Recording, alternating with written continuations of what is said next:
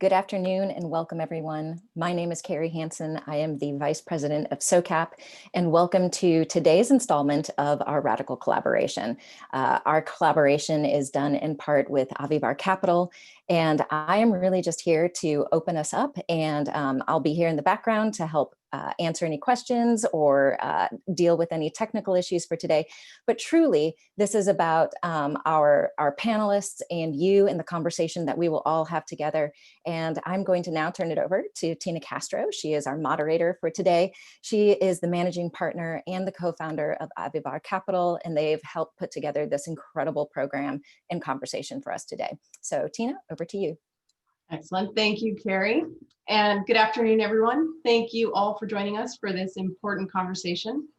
So in recent months, all of us have confronted a series of epic challenges: a global pandemic, a racial reckoning, and really a relentless siege of climate-related events, things like hurricanes and fires like we've never seen before. Times of crisis like this compel us all to stop and reflect about what each one of us can and should be doing in our own lives and in our work to tackle these challenges. While Avivar Capital has always had a deep commitment to diversity, equity, and inclusion, both in terms of how we've built our own business, but also in terms of the work that we do with clients, the crisis has also been a moment of reflection for us. It's really compelled us to ask ourselves whether we're doing all we can to advance racial equity, particularly in the arena of fund underwriting and access to capital. So we're thrilled to have this opportunity today to learn from the best. And that's both our panel of experts and those of you in the audience who are also wrestling with these issues and this work. In terms of logistics, we'll have 90 minutes for the conversation today. We'll spend the first 60 minutes or so learning from our panel of experts. During that time, we encourage participants to share your thoughts, links to any resources that you might want to highlight, and questions via the chat box. And then during the last 30 minutes, my colleagues, Anita Foster-Washington and Dastana Herring, will be facilitating questions and comments from the audience. For those of you who might be planning to post to social media, Anita and Dastana are also going to be sharing some relevant hashtags in the chat box.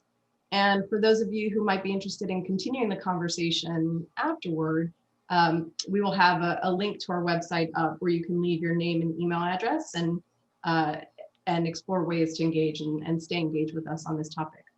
So with all of that, it is my pleasure to welcome our esteemed panelists, and I'm going to turn it over to Darren to kick off our introductions. Hi, everyone. Darren Dotson. I'm the Managing Director of Illumin Capital, and our work at Illumin is to work to reduce the bias of the managers we invest into alongside of them in venture capital, private equity, and growth funds. And we partner with researchers at Stanford through the Spark Center to conduct evidence-based research and build interventions to reduce bias and unlock impact and returns. So that's a little bit about Illumin Capital. I'm happy to go deeper into the research and our strategy and other elements as we move into the discussion. Thank you, Darren. Angela, maybe going over to you, please. Hi, good afternoon, everyone. My name is Angela Methini. I am the Director of the Investment Staff and Diverse Manager Equity. I co-lead our investment team with our CIO, Mike Miller. For the past 4 years, I've been helping to build a robust pipeline of diverse asset managers. Currently, we manage about 35 billion assets under management. I've been sourcing all over the country, trying to, again, build the pipeline. And so far, we're about north of 4 billion assets allocated to diverse manager. And we're just going to keep going until we see portfolios reflect the diversity that we see in America. Thank you, Angela. And Megan? Hi, everyone. My name is Megan Walsh Thompson. I work at the Ford Foundation, which is a global social justice philanthropy. And my role as a mission investment officer on the team is to source, underwrite, and manage transactions for the foundation's impact investing portfolio across disciplines or themes like affordable housing, financial inclusion, and diverse managers. So the foundation actually has a pretty long history. Some of our first impact investments 50 years ago were in Black-owned businesses, which was an intentional strategy, then investing in things like Progress Plaza, the first Black-owned shopping center. And today that commitment really continues 50 years later. We have a $1 billion commitment over the next 10 years, and diversity, equity, inclusion, investing in diverse managers is a really core theme throughout that portfolio. So happy to share more, as the others have said, through the panel. Fantastic, thank you. So I'm going to kick it off with a question for the whole panel. And Megan, maybe we'll go backwards and ask you to start. But can you tell us a little bit about how you see the lack of manager diversity limiting private equity and venture capital? And then maybe even speak a little bit to what you all are doing to address that challenge. Sure. I mean, so I think the lack of diversity in investment management is pretty devastating and has a ton of ripple effects. You know, if you think about diverse managers and the fact that studies have shown that they tend to have more diverse portfolios, more diverse staffs, invest more likely in diverse businesses and diverse communities, it's kind of a ripple effect that exacerbates things like historical inequities, the racial wealth gap, so on and so forth. And recently, Darren Walker, the president of the foundation, had a quote where he said, and this is quoting, no chief executive, investor, or rich person wakes up in the morning, looks in the mirror and says, today I want to go out and create more inequity in America. And that's the end of the quote. But I think the problem is that by doing nothing, we all are actually perpetuating kind of the inequities that currently exist. So at the foundation, there's a statistic that's pretty often cited now in conversations like this, which is that 1% of assets under management are managed by women and people of color-led funds. Given our kind of direct focus on diverse and emerging managers, through our impact investing portfolios, actually 57% of Forward's impact investments are committed to diverse and emerging managers. And so I think that that's a really important statistic to make sure that groups can do this, and it's a proactive lens that we're taking. The way that we've done that is kind of multifold, baking it into our policies, making it a proactive strategy. We're using a bunch of different tools, including grant capital and investment capital, narrative change, kind of trying to really attack it from all different angles. But that's a little bit about kind of how the foundation has been approaching this work to date. Yeah, and just leading into to maybe asking you, Angela, to respond to that. Megan, do you all lead that work internally? Do you rely on external advisors to help you with that work? How do you guys go about doing it? We have a team internally that we are sourcing and underwriting transactions. So we're not using kind of a third-party advisor. Okay.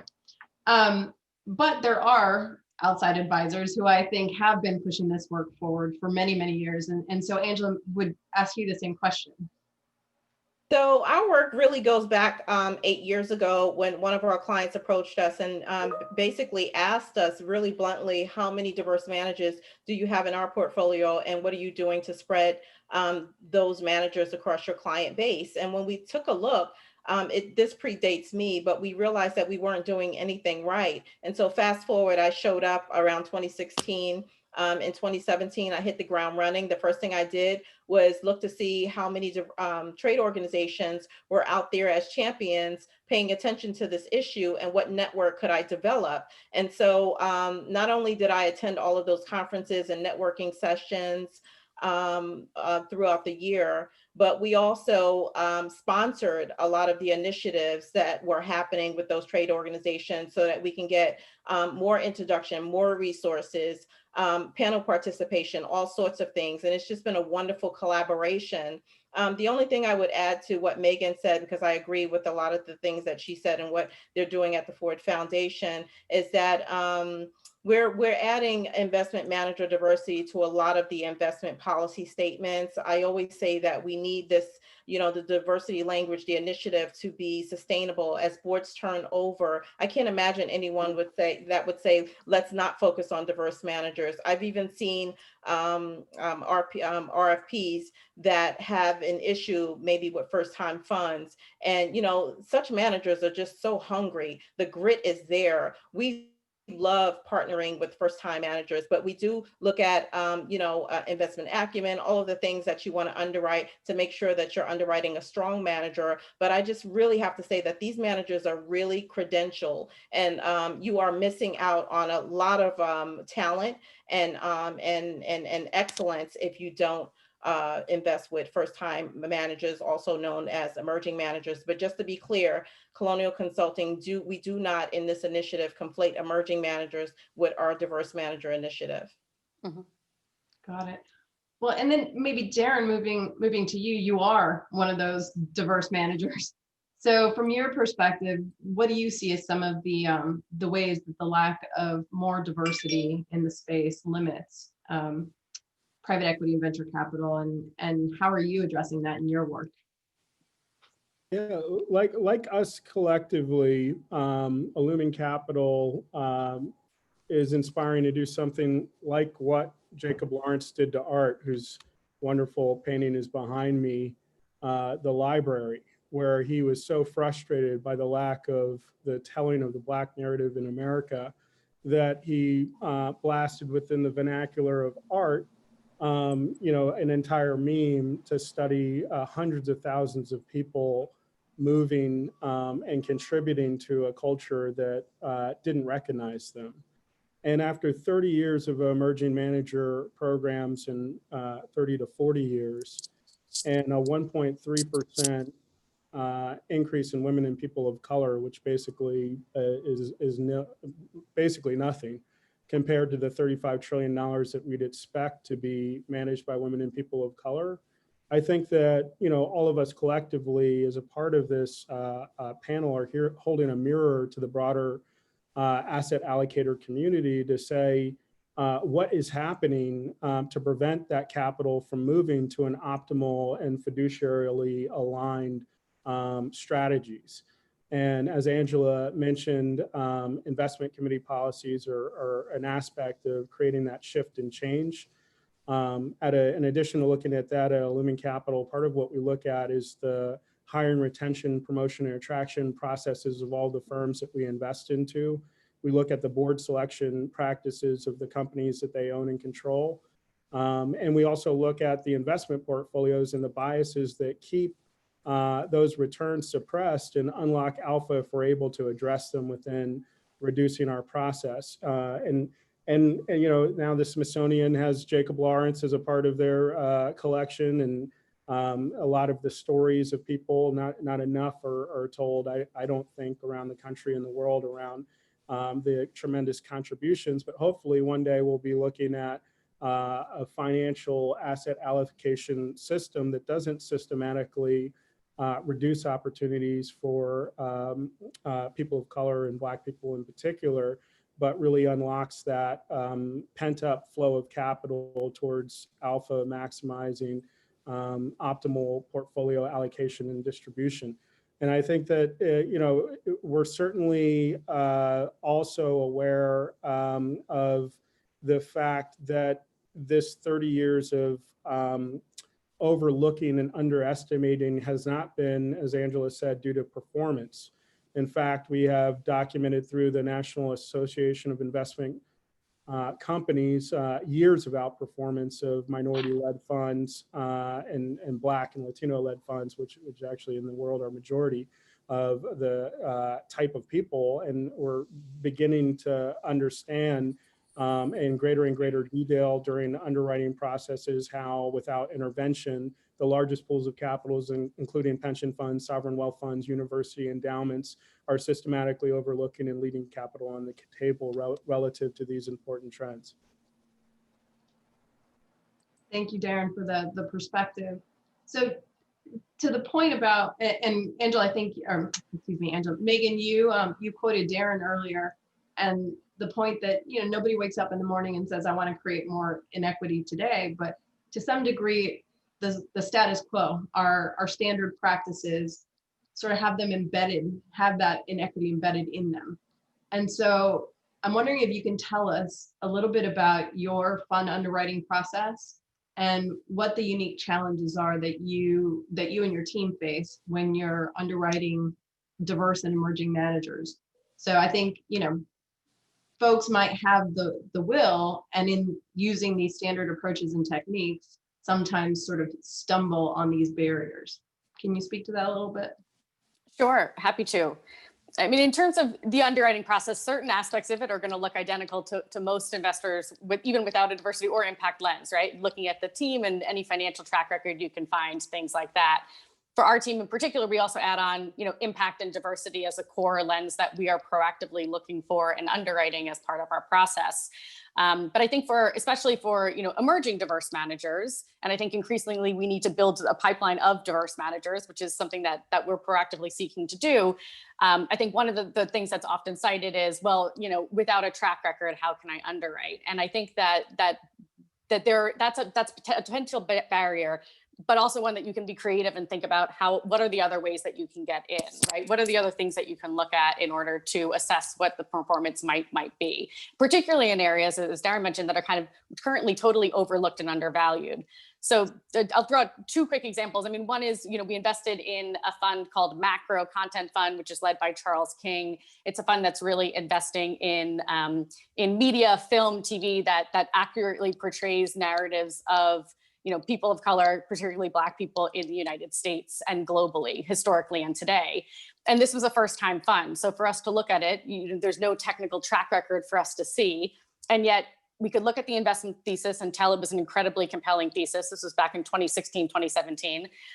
We could look at the opportunity and look at the team, look at the background of the team, the networks that they had, the experience in the industry, as a way to kind of triangulate, is this the team that we feel like has the acumen and the connections to be able to push something like this forward? So I think there's some element there of being creative in terms of what other sources you're looking at. A second way that we've thought about is, if we want to proactively engage, especially with first and second time managers as part of kind of a broader suite of our portfolio, we've invested in two fund-to-funds, Fairview Capital and Plexo Capital, in addition to our wonderful commitment to Illumin, that are particularly seeking to invest in earlier stage, smaller funds that kind of fall below the ticket size of a lot of institutional players. So those are kind of, being creative about how you work around some of the challenges, I think is part of the fun of all of it. Mm-hmm. And so I think it's really interesting to hear you talk about, because I think especially the issue of track record is just sort of the first go-to that every investor, What is your track record? But I don't think we often stop to ask ourselves, well, what information are we trying to get from that track record? And are there other places to go find that information if there isn't a track record to look for? So if fund 1 and 2 have top quartile performance, that's obviously an easy thing to put into the investment memo. And yet an investor might have been investing for 30 years before coming to this first time fund. Yeah. And I think I said this in our prep call as well. I also find it ironic that every sort of caveat or compliance related disclosure ever on every investment document says that past performance is no indication of future results. And yet that is the first thing we look to. So I wanted to point that out yet again. So Angela, from your perspective, because you have, I think, a really interesting opportunity to look across clients and see how multiple clients tackle this issue, and then how your own firm, who is a consultant to these clients, wrestle with these issues. And so I'm wondering, from what you've seen, what are the challenges that you all wrestle with when underwriting diverse managers, and what do you see clients wrestling with in that process as well?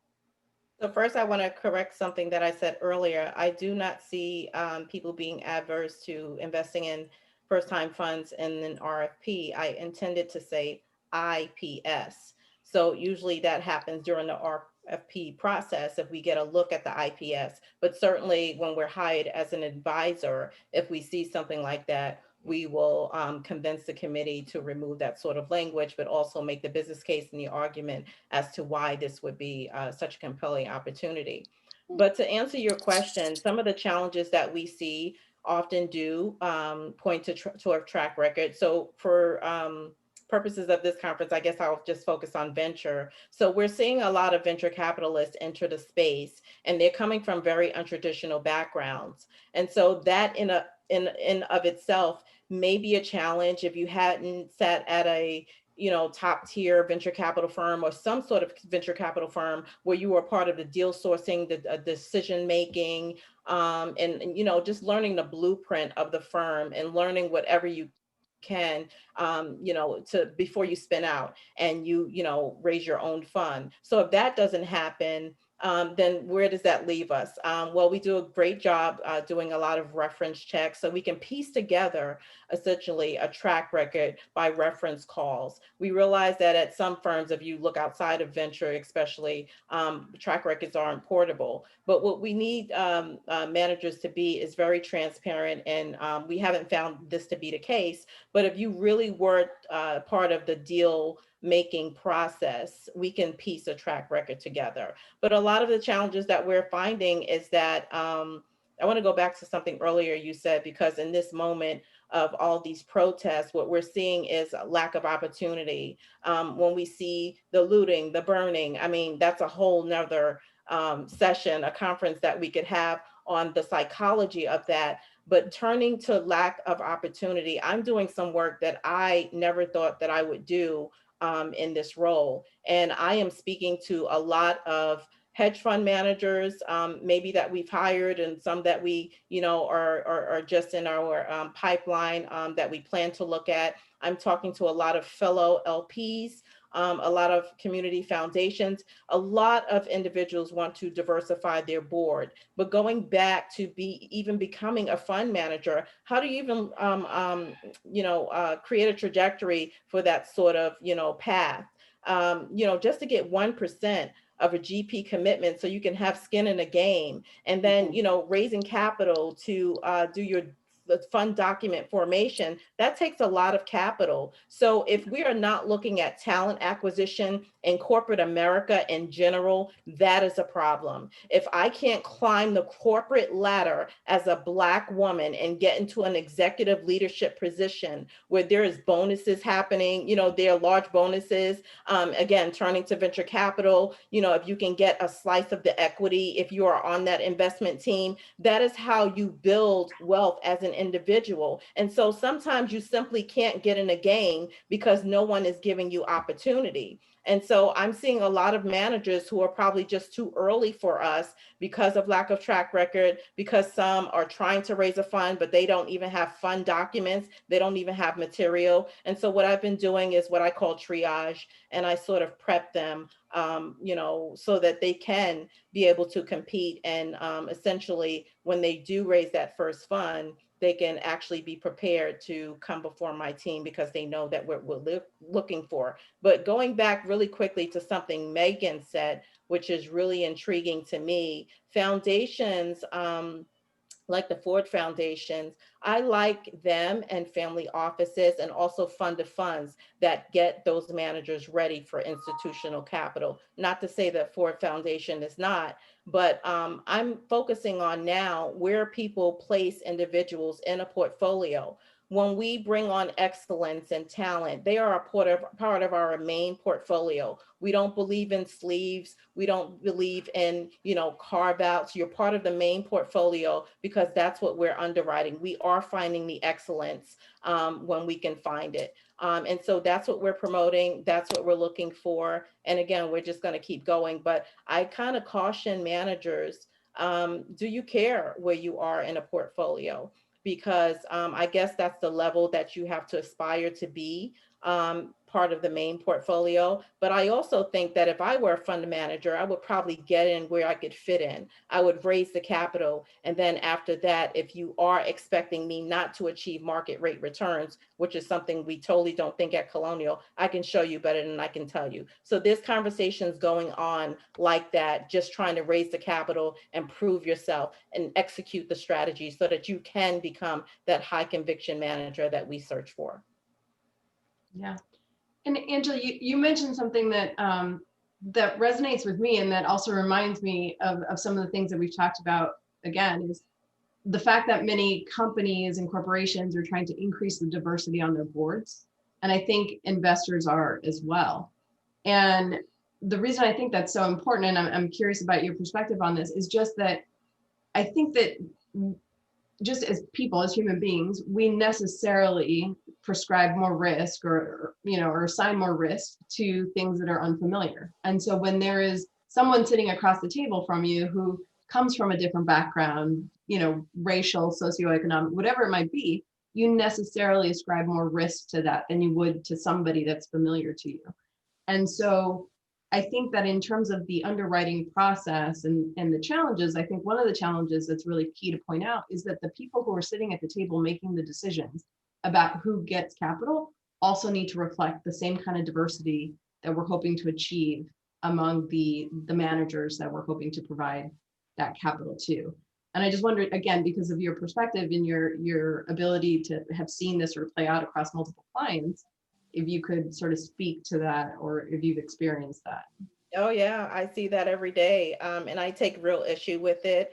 And one of the things that I loved about Colonial when I came on board is that we are so diverse internally. We are working on a consultant level to diversify that pool of talent, but we're very diverse. Our Chief Human Resources Officer, Patricia Wortham, has worked towards this initiative since she came on board back in 2008. And so I also care about talent acquisition of the investment team. We're already diverse. We could probably use more women and people of color, but everyone at the firm gets it. They understand what we're doing. They have a high moral compass. They do find value in this space where we're looking in the diverse manager marketplace. And so we're fine internally. Externally, yeah, we have a problem with boards. We see a lot of homogenous boards with our client base, with our peers. Everyone is talking about it. CNBC to NSNBC actually has a series on this that they've done for the past week or two, talking about board diversity. There are recruiters that are looking at this issue. I had a manager call me this week because their entire firm is largely white. And when they do bring on, when they are looking at gender and they look at talent for women, it's largely white women. Their human resources department is largely white women. And so they reached out to us to see what they could do differently. And my Charo and I, Chief Human Resources Officer, we actually gave them a strategy to see how they can diversify their workforce, going all the way back to internships. And so, and when you bring someone more, middle management or senior onto the team, make sure that they're pairing up with the existing people in the organization and make sure that everyone understands that you are building a diverse culture. And, if someone takes issue with that, then, they're an at-will employer. You can choose where you want to work. And people can make decisions, but you have to have a strategy. And the last thing I'll say on that is HR needs to have a backbone. You need to be a strategic partner and have a strategic plan where leadership will listen to you, take your advice, and let you know what direction you need to go into to diversify the workforce. And I don't care who you are, how you look, no one should have to tell you that, because we all know that diversity of thought leads to better outcomes. Absolutely. And maybe turning to Darren. Darren, you've been at the receiving end of these diligence processes, right? On the other side of the table, so to speak. And I'm wondering if you can share with us some of your experiences in the fundraising process and where you felt like you were disadvantaged, specifically because you come from a different background, specifically for being a Black fund manager. Well, at the highest level, I often reflect on Maya Angelou's words of when what you care about becomes greater than what you're afraid of, you begin to build in that direction and real transformation can happen. And I think that, over the last 2 years of pitching more than 500 times, we've had an up-close look at systematic racism within the asset management field. And the research that we conducted with Stanford University shows that as Black fund managers' performance increases and they're A/B tested with that same level of high performance against white male-led firms, essentially, asset allocators systematically choose white-led firms comparing over 11 different variables, keeping them constant, and only toggling race. So what we're seeing is that Fund One, the headwinds for a Fund One are significant, But another question we need to answer as a field is why, after this was fund 2s and 3s that we were systematically testing secretly to 180 asset allocators that manage more than $1 trillion in capital, and they systematically chose white-led funds at the same high levels of performance. And what was equally as disturbing is they would often have a preference at lower levels of performance, also A/B testing against white-led funds, for bringing in black-led funds to coach them rather than to actually invest in them, without letting them know that that was the reason that they were bringing them in. So there's something deep and true about the experience of Black fund managers, Latinx fund managers, and women-led funds, where they're caught in this catch-22 of being, not afraid to being awesome and showing a great track record, but also, they're faced with this bias that is so deep that people would violate systematically their fiduciary duty without doing the work to reduce their bias to see the present underlying humanity in the person in front of them, as well as not penalize them for being Black or a woman or a person of color. So part of what we do, and the reason why we do it, is we work with Black and white fund managers that we invest $5 to $15 million into to systematically work with them to reduce their biases so they can select the best companies in the world. And those companies are there whether they see them or not, which is another important point. And I'm glad to hear that there is, kind of wonderful supporters, including those that are here on this call, and Megan and Avivar and others that have been part of our investing ecosystem and that have clients and are part of our investor group.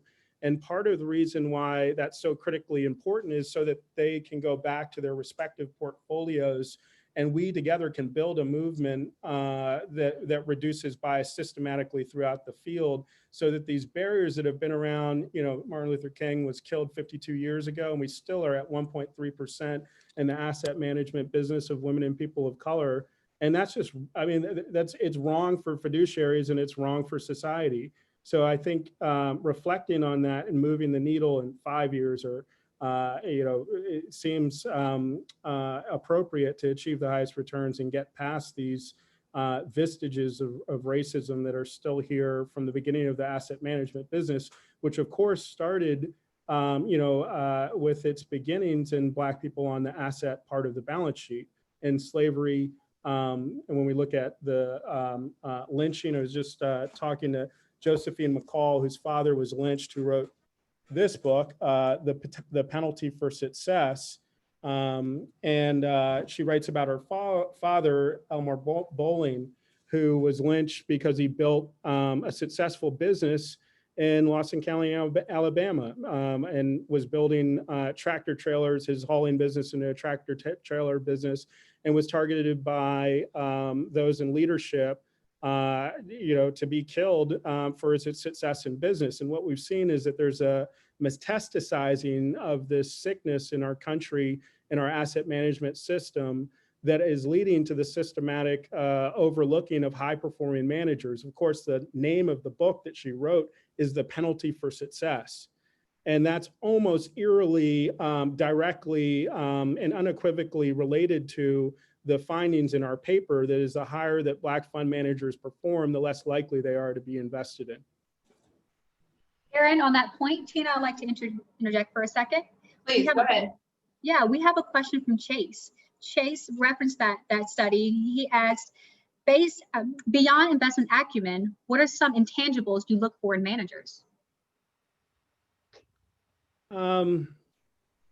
So we look across 32 points of due diligence. We look at their ability to invest in and exit companies. We look at whether they do that.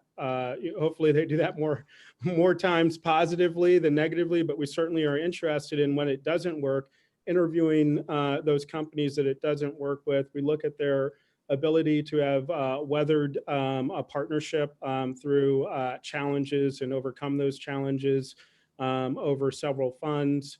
We look at their ability to commit to our legally binding side letter that commits them to 10 years of bias reduction work in collaboration with our wonderful partners at Stanford University, led by our research team lead, Dr. Jennifer Eberhardt, who literally wrote the book on bias, and to work towards directionally solving this critical problem, not only at a team level, not only at a firm level, but at a field level, and be committed to this process of seeing unseen and outperforming companies.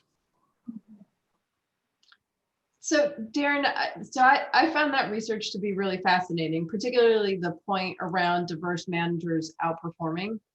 And I'm wondering if you guys had an opportunity to explore that further, to tease out why that is, or if you have some hypotheses about that, which might then inform what are some of those characteristics that investors should be looking to.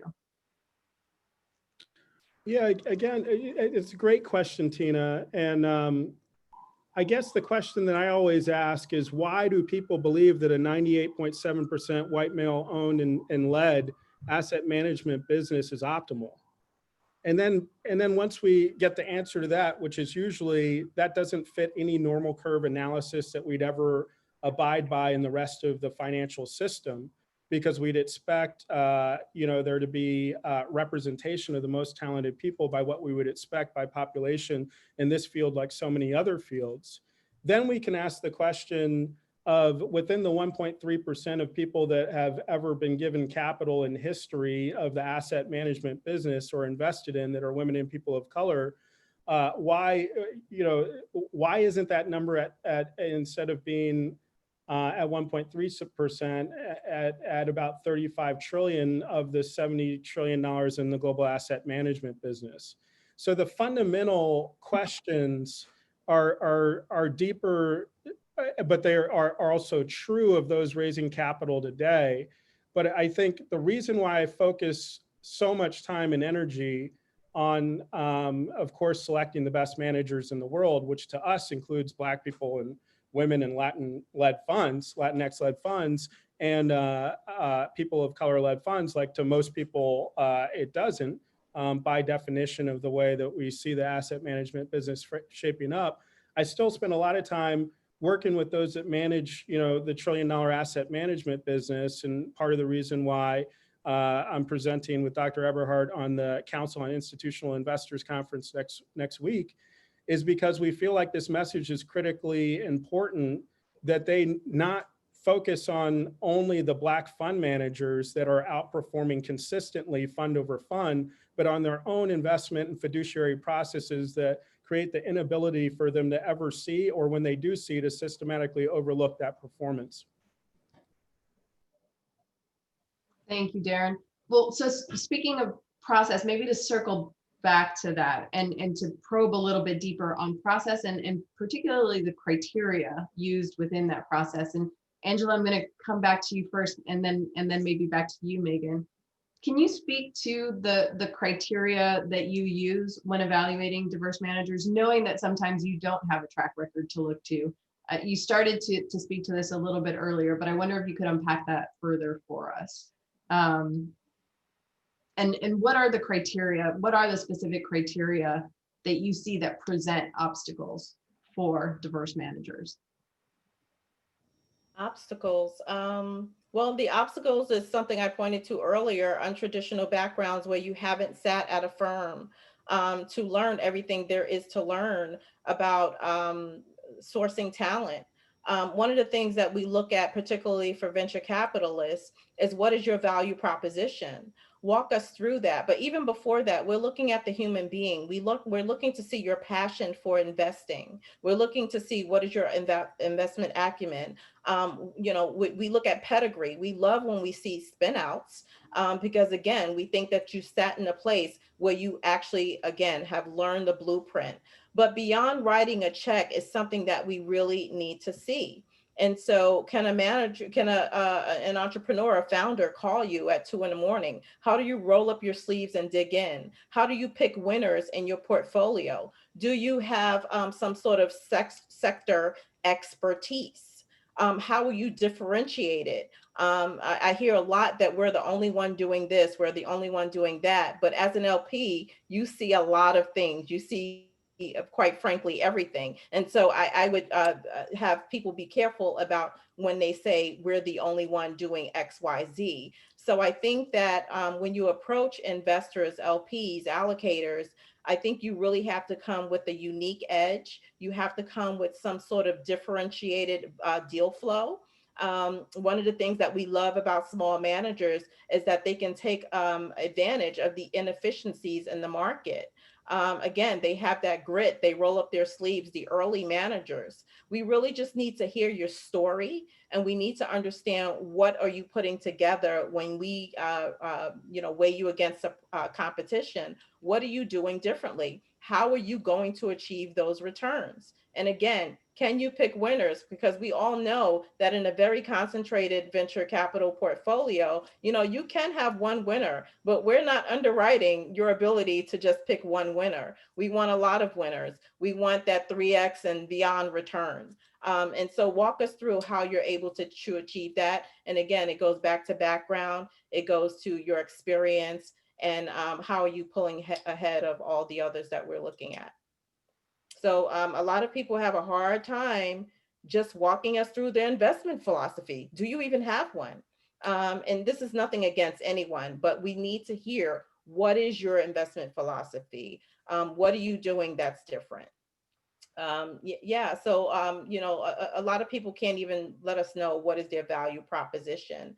And so I think that everything from getting in front of me, your pitch, your material, I see a lot of decks that need to be revamped sometimes.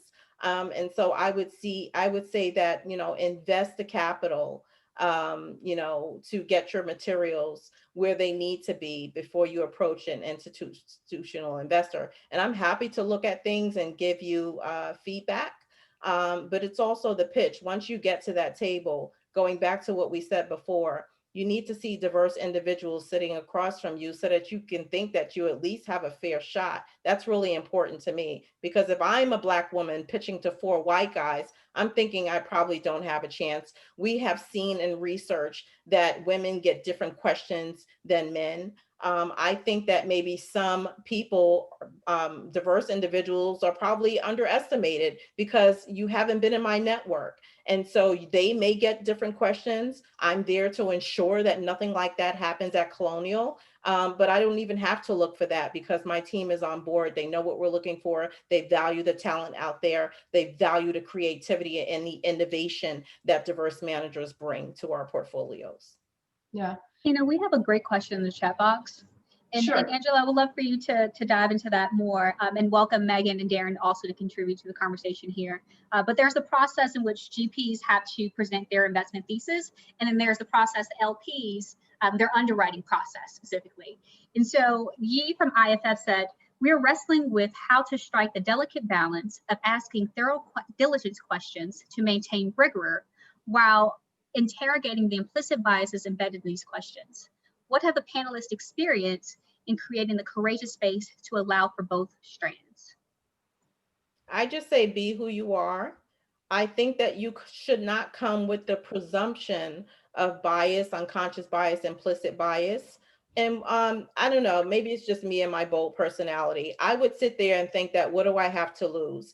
If I hear some crazy twisted questions, if I hear that implicit bias, I'm going to address it. I'm going to be very transparent about who I am. I want to really understand what you're looking for. And again, I'm just going to come with my passion for investing. I'm going to present the opportunity. I'm not going to try to be all things for all people. I'm going to present what it is that I have that's unique and differentiated. And you're either my investor and you're looking for someone like me and you're looking to add this differentiated deal flow to your portfolio, or you're not. And if you're not, then I will go on to the next individual. But I'm first going to do my research and my homework, because I don't want anyone to waste their time. And I certainly don't want to waste my time. And so our vetting process, I love the vetting process because, again, I do a lot of triage, but now this effort has expanded. across our team, where we're doing a lot of preparatory work. Even if we don't invest in you in Fund 1, we give a lot of critical feedback. Whether we invest with you or not, you walk away knowing exactly why. And it's often, sometimes it's not a no, it's maybe a not right now. But if it is a straight out no, it's probably something that we totally avoid in terms of the strategy, in terms of how you're investing. But you will know why, especially if you come across me. Dan So- or Megan? After you, Megan. Sorry, I had to switch out my mute. I mean, I think one element of this process is at least for forward finding values aligned managers. And I imagine for GPs, they also would like values aligned funders who they know are going to be in it for the long haul, fund after fund, that's a relationship that they're looking to build. So I think Angela's points here are really quite sound. And I think these are important conversations to make sure that there is that alignment going in. And I'm currently writing a primer for fund managers that are facing implicit bias. I guess they're facing it whether or not they know they're facing it or not. Because my research really began 10 years ago on systematic testing, along with 60 attorneys of subprime lending portfolios and massive data sets. The Black and Latino homeowners across the country didn't realize that they were being overcharged in the majority of loan documents that they were receiving from a lot of the leading banks in the world until we published multiple papers on overlay and GIS statistical mapping data with the loan performance database terms, showing that prepayment penalties, indeed single premium mortgage insurance and other abusive products were disproportionately and systematically charged to Black and Latino homeowners in the number one way in which many would reach the middle class from poverty. It's systematically extracting what we would think of as some of us would think of as the pathway to the American dream. And so when I think about whether or not the asset management business has implicit bias and those that are pitching should be aware of it, I would say absolutely yes. Dr. Eberhardt wrote this book. I think of it as medicine to those of us that are pitching systematically, outperforming and receiving no's. I do agree with Angela that, and one of the best lessons that I've learned from the many people that I've invested in and have invested in me is don't knock on closed doors. But there are very specific things that you can be aware of and have an antenna up for in the language of the people, as Angela also shared, that you're talking to help to understand the investing chessboard that's in front of you and can save you a lot of aches and pains. Our research shows that that there are a number of different things that you can practice. Obviously, you can't become white, right? Which is one that that we've seen. It helps to raise capital at super fast rates, even though fundraising can be difficult for anybody of any hue. We know for a fact, unequivocally, that if you're raising capital as a Black person or Latinx person in this environment, or any environment in the last 40 years, that you're systematically being overlooked, which again is, I think, a field level issue that we have to address at the top of the waterfall of capital, in that the largest pools of capital, many that are supposed to be creating a better society, like pension funds, sovereign wealth funds, university endowments, and others, are not reflecting and looking in the mirror at their own processes that lead to essentially a dance on behalf of the top performing fund managers in the world to try to get capital, even though their performance and other indicators are suggesting that they're in some cases better qualified or equally qualified as those receiving significantly more capital. Can I just add something? Go ahead, Megan, sorry. I was just going to chime in, and I think a lot of this conversation today has been on kind of, supporting diverse managers in particular, which I think is critically important. But just for the kind of LPs or asset owners, I think another way that Ford kind of implements its DEI lens across the whole portfolio is to engage in these conversations across the board with almost everyone, right? So whether it's a diverse fund or whether it's a white male only led fund, if there's values alignment, we do have investments in funds that are not diverse currently, but we know going into those funds that there's a desire to improve diversity, equity, inclusion throughout the fund. It's a conversation that we have a lot during our underwriting process. We bring it up every year as part of our kind of annual check-in. Throughout the years, we bring it up. And so I think that that's just another role to help diversify fund, large asset managers or larger funds that currently lack diversity. It's another way to kind of, be additive to this movement that we're trying to build. Agreed. I just wanted to add that I want to move away from the racism and the discrimination and the unconscious bias for a second, because we all have unconscious biases. I had them. I prefer green versus blue. And if you're, wearing blue, I might not be so warm. I don't know. It might be something unconscious. It could be anything. But what we're trying to do every single day, and I know this for a fact, is that we are managing our biases. We're calling them out. We're talking about diversity every single day on our Zoom calls with the investment team. Every single day we have a call in the afternoon at the end of our day, and diversity always comes up. It comes up from client meetings. It comes up with managers. But I want to focus on the excellence, the talent, and what you need to fairly compete. And so sometimes I don't always want, and I'm not naive because I come from a certain background in a certain place. So I know about discrimination. I know about disparities. I know about lack of opportunities. Trust me.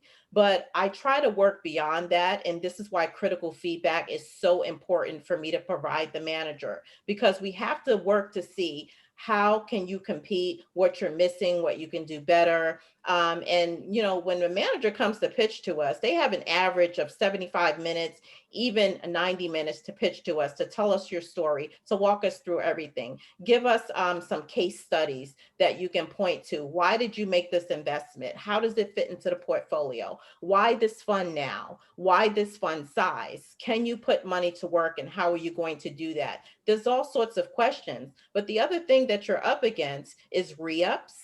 You're up against the fact that maybe the consultants have already built portfolios across the client base with enough vintage year for 2020. And so they're waiting for a re-up that's coming down the pike. They're waiting for new vintage year. They've done enough in terms of seed investments. And we're seeing a lot of micro funds. We're seeing a lot of seed to Series A. We're seeing a lot of that. And so where do you fit into the scheme of things? There's even some portfolios turning to other asset class that don't even have hedge funds in their as a part of their asset allocation. So there's many factors that I want to pay attention to, and I make sure that I press our team every day. I'm sort of the conscious of the investment team, and I go around the room, or around the Zoom now, to see exactly, why aren't we doing this? Why wouldn't we do this? I need real answers.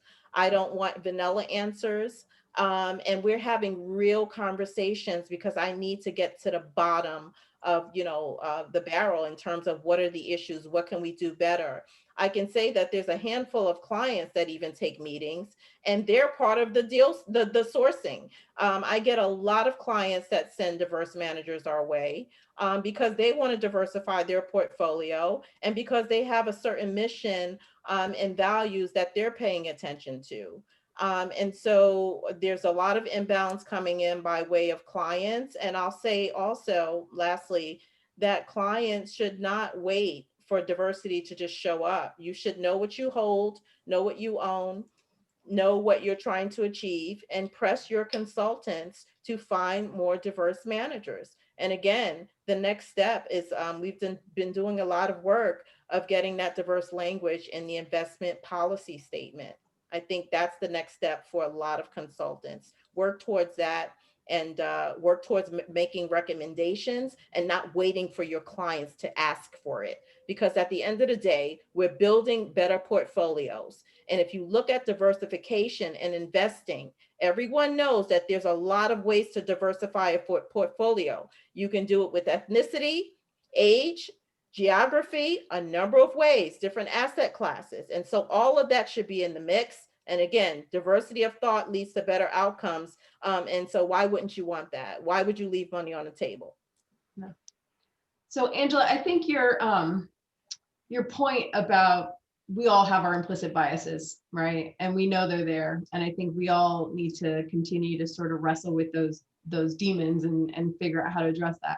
But I do think it's really interesting to push on and to probe the structural issues that exist that can be addressed. And so we've talked about, I've heard you say over and over again, it's important to be able to articulate your story and the value proposition.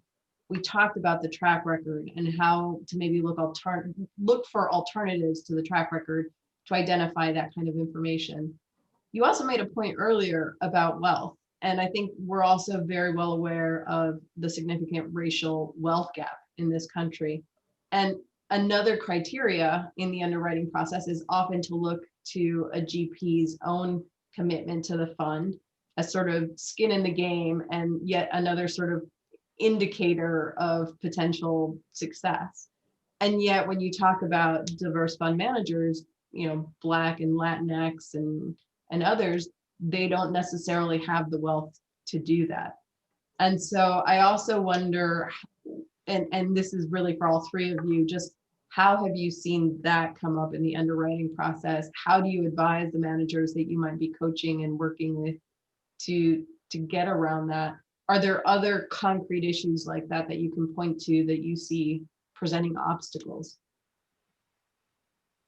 So I don't see it often, but I tell you one thing, if I do see what's less than 1% GP commitment that's accepted in our underwriting process for a non-diverse manager, you better do that for a diverse manager as well. And so, again, I'm all over processes and procedures and looking to see if we really are doing something different.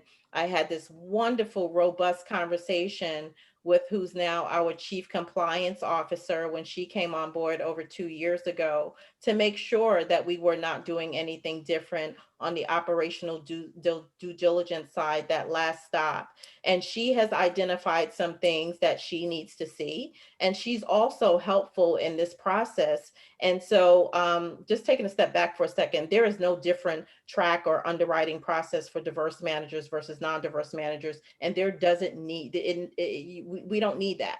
Because again, we're looking for excellence all day long. And so we're not sacrificing anything, not even in a diligence process. And so our chief compliance officer and her team, they get what they need from the manager and they're working with individuals. But again, going back to seeing less than 1% GP commitment, if you do it for this one, you better do it for that one, because I am there as the gatekeeper to make sure that everything is fair and equitable. But on many panels, I've also been educating the founder community about non-dilutive capital, all sources of capital, turning back to fund managers. There's even a lawyer out there on LinkedIn who's actually doing pro bono work for fund document creation and advice for entrepreneurs. So there's all sorts of, there's crowdfunding, there's all sorts of things that we can do. I'm seeing a lot of non-diverse venture capital top tier firms. You've probably seen this in the news. They're creating diversity focused funds. We'd still like to get our hands on those more direct relationships with smaller GPs who are diverse. But there's a lot happening. And I think we are turning the corner in this new environment. And so I think there's a lot of opportunity. But again, it has to start with board diversity, more diversity on the boards, more diversity on investment teams, more consultants like Colonial paying attention to this issue and just willing to share best practices. Thank you. And Megan, maybe just to wrap it up with you, and then I think we're going to open it up to participants as well. Yeah, I wanted to double down on a number of things that Angela said about kind of the underwriting process being something that kind of is fair across the board and consistent across the board, and also the team dynamic. My team at Ford is an incredibly diverse team, and I think that we have a diverse IC, a diverse board. All of those things help to filter in. And, asset managers changing their diversity is something that, in addition to committing to diverse investments, committing to diversify, internally, I think is something that is an intentional step, but a proactive one that people can take. Just in terms of the kind of, lack of wealth and friends and family, I mean, I think one thing for others in the field that are looking for ways to be supportive of this, maybe that don't have the capital to invest in funds directly, I think that there's a number of different kind of interventions that I'd love to see more of, things like friends and family financing, right? If there's a racial wealth gap that leaves a lot of particularly Black managers without that friends and family first close, are there supports that could be invested in by groups like philanthropy and others who are providing friends and family capital, or warehouse financing to allow startup GPs to build a track record without kind of having their first close quite to date? GP loans versus GP equity investments. I mean, I think that there's a number of really creative ideas where something like a GP loan would be not kind of stripping the wealth from future fundraisers, but would allow there to be some facilitation of early fundraising. And so I'm hearing some of those ideas and excited to track them over time. Excellent. Thank you, Megan. And with that, I'm going to turn it over to my colleagues, Anita and Dastana, who you've seen join us there on video, to essentially facilitate the conversation with the group of participants that we have. So over to you, Anita. Thank you, Tina, Angela, Darren, and Megan. That was an informative conversation. We will now shift to the second portion of the event where we will ask the audience to engage. I'm sorry we didn't get a chance to get to everyone's questions, but this will be an opportunity for you to share your experience. You can signal to us that you would like to make a comment by typing the designated number in the chat box. For example, to respond to question 1, we want you to type 1 in the chat box, or to respond to question 2, type 2 in the chat box. We will indicate which number to type at the appropriate time. This will help us keep track of which question you're referring to, and you will be selected based on the order in which your message appears on our end. This is an opportunity for you to share your personal experience and professional insight. So once someone has been identified, we will unmute you. We ask that you limit your comments to 90 seconds to give everyone an opportunity to contribute to the conversation. So let's get it started. The first question here is, what barriers have you faced in the fund underwriting process? Now I'm looking to the chat to see who we have here. You want to type 1 to comment, and we will unmute you. Again, the question is, what barriers have you faced in the fund underwriting process?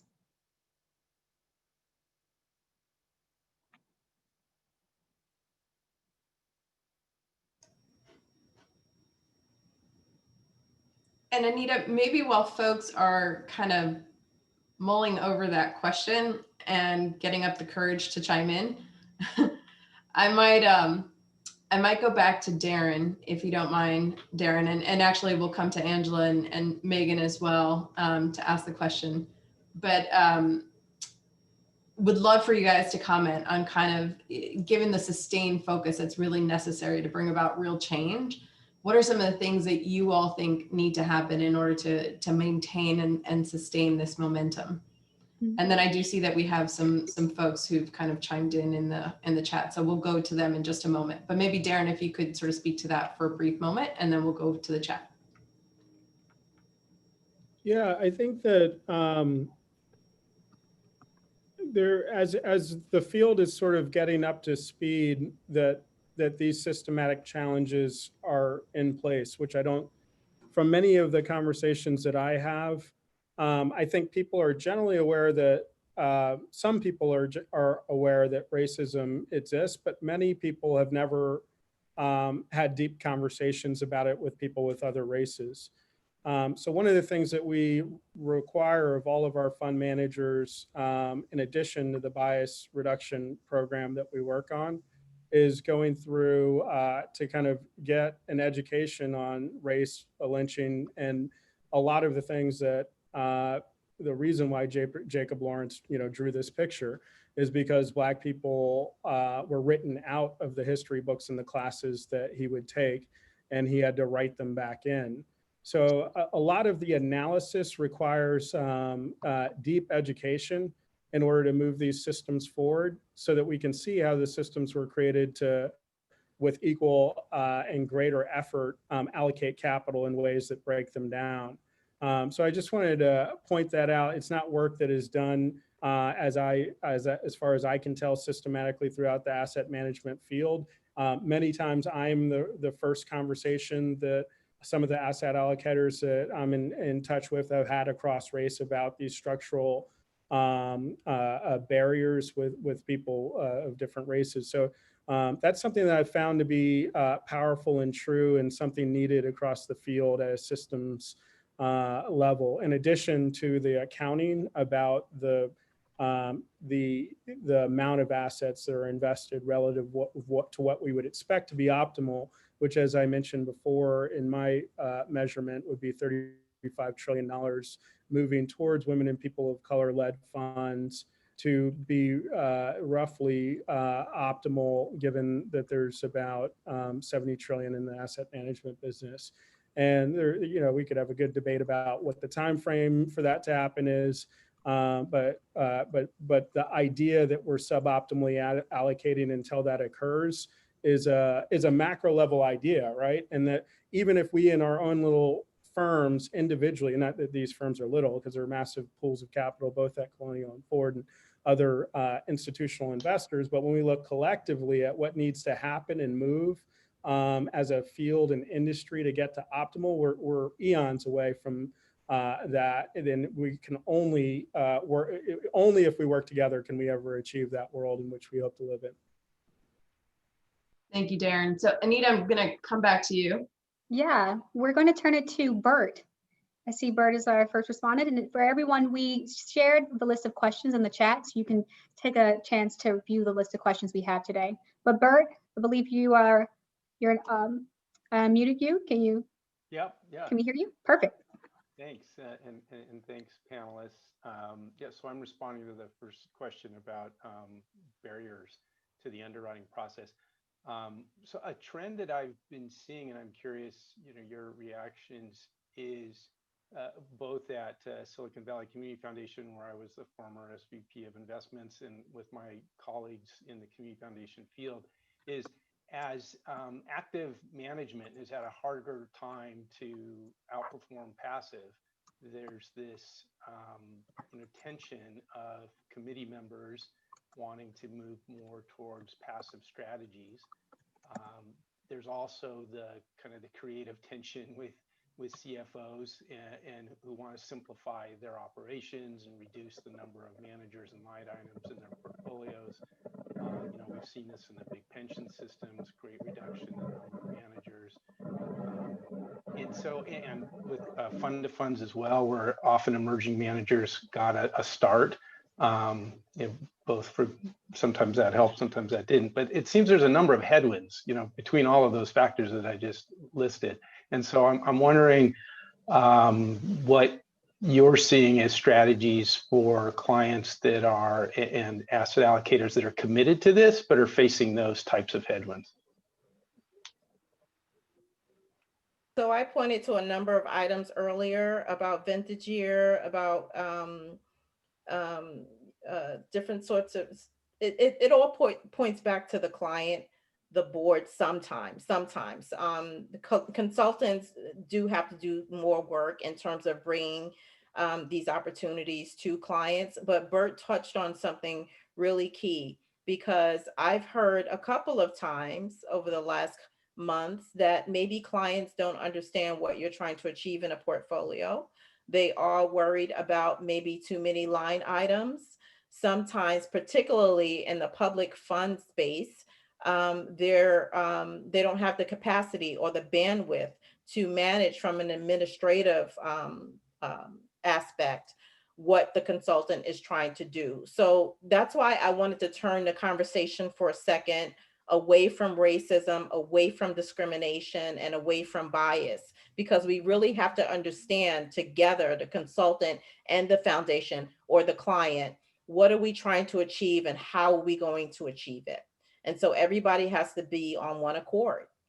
And we have to work these things out because, as you can see, diverse fund managers particularly are suffering, but they don't know about all the nuances that get in the way of truly investing in what you're really wanting to invest in.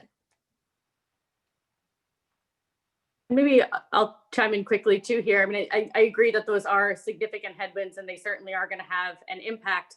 I think that there's also potentially some other headwinds just given the moment that we're having in the US on race and conversations that are happening now that, over the last 10 years, you don't see them coming up quite as frequently. Large asset managers like State Street, large institutions like universities are making public commitments in terms of, how they're going to track and manage this, how they're going to commit to this in a different way. And so my hope is that while those headwinds exist, counteracting ones exist as well. Something else that Bert mentioned, active versus passive. How many diverse asset managers or managers in general overall can you invest with on an active basis? It's very expensive. And so depending on the size of your endowment, maybe you're not able to make the investments that we would like you to make as a consultant. And so one of the things that I learned early on was the size of a client that we're going to take on at Colonial. What is the minimal client size? Our sweet spot is in the range of 2 to 300 million, but our largest client is over 5 billion. But I sit on a board for a CUNY college and their endowment is about 2 million. They cannot afford a consultant. So they've hired someone like Merrill Lynch. There's no way that we can do what we need to do as a consultant in the portfolio because they simply can't afford it.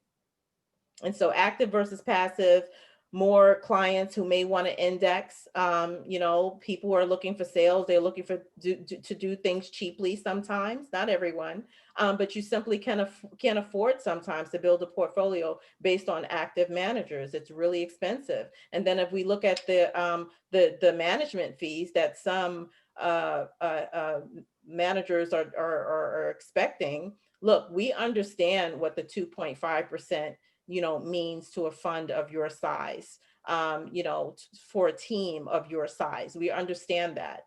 But turning back to hedge funds for a second, very expensive. Not everyone could afford it. Not everyone can stand the volatility. And so again, there's just so many moving parts to this.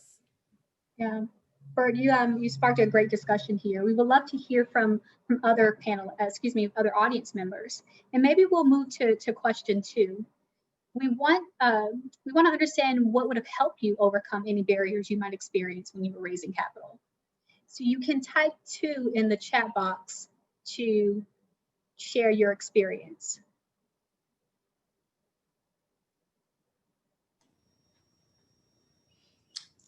Anita, again, while we're waiting for folks to chime in again, I'm going to move to Megan this time to ask the question about sort of sustained change in this arena. And from your perspective, what you see as being really necessary in order to sustain the focus and achieve the change that's necessary. Thanks. I mean, so a little bit of what I'm going to comment on here. I began in an earlier comment, which is, I think everyone who thinks that this is important to investment returns, think this is morally important, thinks that this is important for, your investment portfolios, starting those conversations as broadly as you can and as often as you can, I think is a way to sustain change. If you look at the ESG movement, it was coined in, the early 2000s, and back in 2011, something like 20% of S&P 500 companies talked about it actively as part of their investor calls. Yeah, I think as of a couple of years ago, that was up to 85%, and that's a fairly short period. And so if diversity, equity, inclusion can be something that becomes a norm in financial markets, I think that will only help to improve it all across the board. So having it be something that's a more public conversation that people understand why it's compelling to talk about it and proactively talk about it will be a self-reinforcing cycle.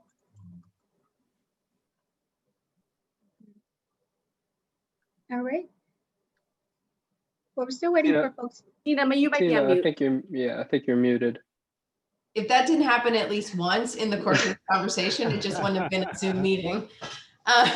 Tina, before we transition, Yes. to tie to Megan's point, Megan, there was a question earlier specifically for you, and maybe you can talk a little more about this. The question was, how is your foundation using PRI portfolio dollars to invest in emerging managers?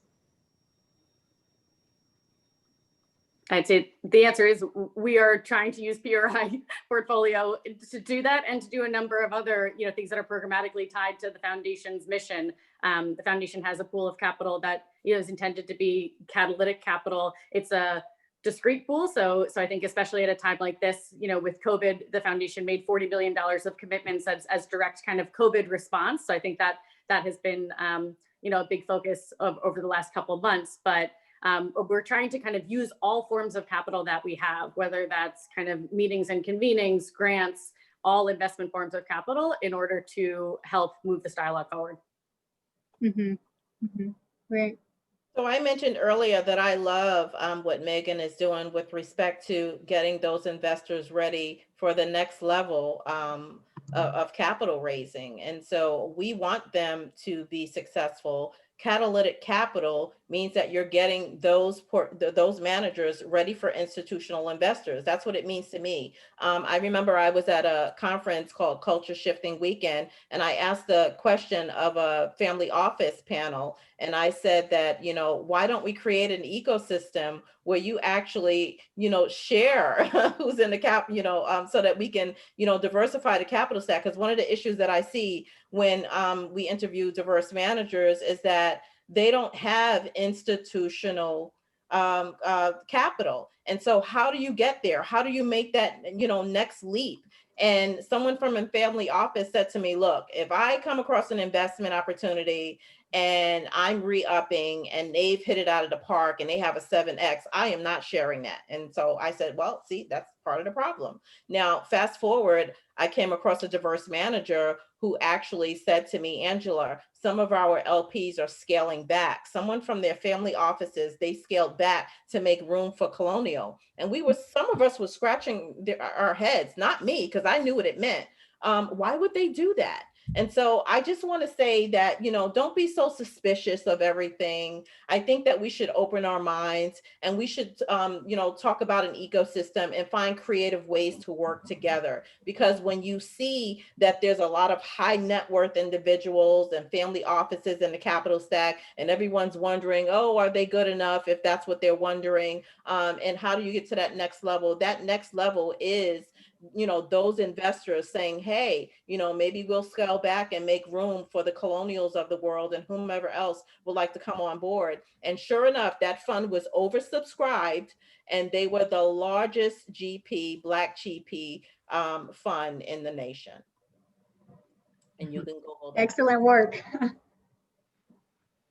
Justin, I think we have a question.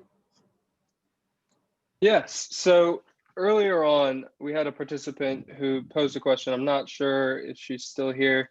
Sharon Richmond from the Stanford Boards and Women in Boards initiative. And I think this question could kind of be posed to Angela, to Darren, perhaps even to Megan, all from your respective perspectives.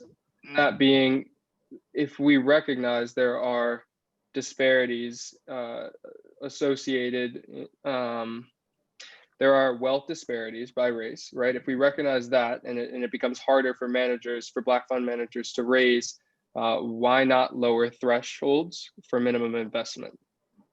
From a consulting point of view, what would that look like? Is it more hassle than it's worth? And from a fund manager perspective, what might that do to your team operationally? What burden does that pose? Is it a reasonable solution, perhaps, or not? I've heard, feedback for us specifically that people would love for me to have 20 million, like the rest of their fund managers in the fund, in order for me to be considered for an investment strategy, and that they had experience in seeing that even people with $50 billion that are putting 10 million into the fund. That was their leading indicator of to whether or not the fund was successful or not. So they didn't show any evidence or research that supported that analysis. But of course, there's a relativity in the amount of impact that a financial result has for people based on their total net worth. So, but to me, that's sort of like the pinky toe on the foot, on the neck of the fund manager that is pitching a system that if we were in a basketball game, the score would be 1-98. You know, and I don't, not that we're at halftime now. I don't know where we are in our time frame as an asset manager. We're 40 years in, you know, to our this wonderful game. And unless there's radical thinking, as is, you know, kind of envisioned in the title of this panel, about the way that we shift systems of capital and processes at individual firms, but you know, I keep saying collectively, and that's a really important consideration for those of us that love economic optimality, justice, and fairness in society. So a GP commit, yeah, that's one of many different factors that have both, I saw one panelist made it clear that there is both implicit and explicit bias. And the reason why I focus on this like it's something that is essential, and not just important, but essential, is because 40 years people have looked past this data and research, and it requires that we as a community continue to hold a microscope and a lens to this specific issue, because if we don't, well, we're going to look like this as an industry in another 40 years. And that is not something that I want to be a part of making that. I want to be a part of changing that rather than allowing what is normal, you know, to trend on. And so unless we start talking about specific numbers within our asset allocation portfolios, targeted based on what we believe is optimal, that are in our clients' interests, our investors' interests, that are indeed in the interest of the goals of so many of the mandates of pension and sovereign wealth funds in the world, we will, you know, nothing will change. So it's these mandates and commitments. I mean, you know, Larry Fink came out with a statement, right? And where is the movement and the measured kind of tactical steps that are being taken that are in the massive $7 to $17 trillion pools of capital that are controlled by relatively few people in the world? And how do we, you know, influence those pools of capital so we're not looking at this same problem in 10, 20, 40 years from now? I think it's a great question. And one of the reasons why I could never be a city or state employee is because of the bureaucracy, the rules, the regulations, the guardrails, and there's just so many things that you're not allowed to do. And the reason why I love the private sector is because rules can be changed or broken. You know, there's all sorts of, you know, spaces where things could become malleable. And so if you are going to understand a lower GP commitment, then clients have to wrap their head around that in terms of what they're trying to do on a mission basis. You could go the other way. I've seen managers who were very wealthy, again, looking at hedge funds. And when they come with one, you know, a certain percentage, 1% maybe, or, you know, or even in private equity, 1% of a GP commitment, and we know what their net worth looks like, and they could put in more than 1%, you know, there could be, you know, question about that. And so I'm going to give this one example about stigmas, because I was talking with one of our fund managers, African-American and Malaysian woman who have a US equity strategy. And they were saying that, you know, they didn't need PPP money, but if they had needed it, it would have been a stigma probably if they had taken it. And so sometimes, you know, talk about structural barriers. Sometimes when you have capital that's available to you and you take that sort of capital like a PPP, there could be a stigma against you. Oh, so see, there's this extra layer of risk of investing with diverse managers because they took the PPP loan. But if you look at the research, there's a lot of businesses that are not diverse individuals that, you know, qualified for the PPP. Those loan officers were even looking, you know, calling them up saying, do you need this? And so it's just, you know, it's just crazy how people look at things. And so you could be stigmatized if you take the loan. Meanwhile, you know, you're saying, should I do this? Should I do that? And you're not available for much of the help that you may need because of you don't know what people are going to think about that. Megan, did you want to chime in? No, not on this one. Thanks. Okay. Well, we're coming down to the last few minutes of our chat here. And I think Chase has a great question that could wrap us up here. He said that, you know, if we thought about this imaginary world, right, if we could rebuild the system from scratch today using first principles, what might this diligence and allocation process look like?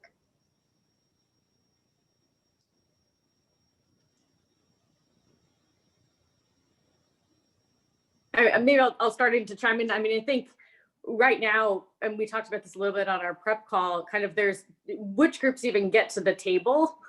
I mean, rethinking this world would be a totally different world that I would love to live in and see. But I think just one element of it is everyone has the chance to get to the table to even kind of be at the stage that they could enter the conversation we've been having today, which is the underwriting component. There's so many steps that would need to kind of be corrected in order to expand networks and expand wealth in a different way to allow there to be kind of a fully, truly equitable capital markets.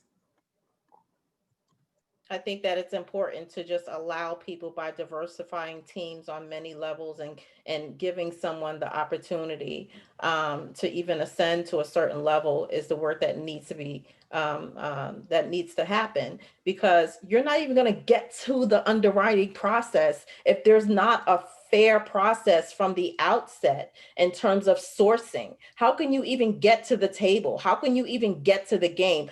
Again, if you don't have GP commitment, if you can't even afford to hire an attorney to put together your fund documents, you can't even make it to the table. So forget the underwriting process, because can you even make it to that stage of the game? There's a lot of work that has to happen before that. And that's where we should be focused. And I hope this moment is not just momentum. I hope that we've really turned the corner in this country now that we're all home, social distancing, and watching and learning more about the ugly history of America. I say to everyone who has the power and authority, what are you going to do about it? Yeah, and I agree with what's been said, and you know, I just think that the asset management business would mirror Nobel Prize winning research that suggests that, you know, that if we started from the beginning, that it would be representative of the complexions of the globe and the genius that's present across the globe. And I think with that, those systems that hold up essentially structural racism would also go away within education, where kids are over-expelled by 4x the rate every day, suspended and disciplined. In financial inclusion, where Black and Latinx people are overcharged for products on a regular basis as a matter of AI and machine learning processes that systematically overcharge them. And indeed, when we look at where environmental resources get disposed of, even if they're, you know, the great stuff that's in solar panels, such as cadmium and other things, they end up finding their way to poorer and more Black and brown communities. And then finally, as we look at our healthcare system and the systematic bias it leads to the COVID epidemic, plus the racial equity epidemic that continues on and marches on even within that structure, we would see doctors treating their patients fairly, and those outcomes begin to go down. I'll close with the data that led me to tears earlier this week. Black high school suicide rates are up at 134% as we look across the country right now. Michael Lindsay, one of the leading experts in the country and the world that many of you may know, produced that research. There's a congressional committee, a task force appointed to address this challenge. But when we think about not doing something and the urgency of this moment, I don't think there's anything more urgent that calls us to look at our portfolios, our companies, our fund managers, and push forward this needle than that. Because indeed, if we don't do anything, the companies that are owned and controlled by the asset management business will continue to create a society in which that's the truth. That data is absent of all other groups that have decreased in terms of suicide rates. And of course, one is too many, but that 134 in Black communities is increasing even as all other groups decrease. Aaron, thank you for providing that, and just well said, everyone, about the work and the urgency of the work we need to do in the seriousness and how urgent this is. We want to thank everyone so much for joining today. There's so much knowledge and unique experiences on the Zoom. And so before we let you go, we want to assure you that this conversation doesn't stop here. Our firm is currently in the process of developing a project focused on better understanding racial equity, and specifically racial equity in the fund underwriting process. We invite you to continue to engage with us by submitting your information on our website. I'll be sure to drop the link in our chat box. We're looking forward to connecting with you again. And Tina, I'll turn it back over to you to close us out. Thank you, Anita. And I just want to say thank you to all the panelists for sharing your insights and your experiences. I think it's absolutely invaluable for us to have these conversations. And like Anita said, I am looking forward to continuing them. And with all the participants as well, we encourage you to connect and to continue the dialogue. Many of you have indicated that that's welcome in the chat. And so absolutely can do that via the website, can do that via the hashtags that were shared earlier. And just thank you so much again to our panelists, and also to SOCAP for co-hosting us with us and giving us this opportunity to have this conversation. Thank you. Thanks all. Have a great day. Bye-bye. Bye. Thanks, everyone. You. Thank you.